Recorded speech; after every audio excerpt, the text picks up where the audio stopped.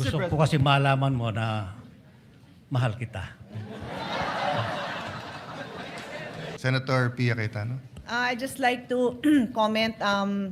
Gusto ko lang magpasalamat kay Senator Lito Lapid na kahit na magkaiba na tayo ng partido, I think we are batchmates, so magkasama kami since 2004.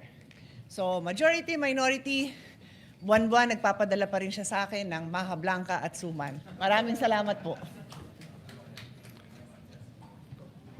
Gusto ko kasi malaman mo na mahal kita.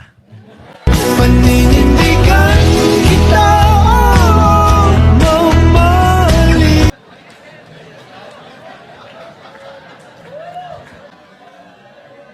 What does the brother say? No, I am trying to figure out bakit Maha Blanca ang binibigay sa kanya, samantalang sinabi ko na kay Kuya Lito Lapid na ako'y umiinom na ng maintenance medicine para sa kolesterol, pero sisig pa rin ang dinadala niya para sa akin.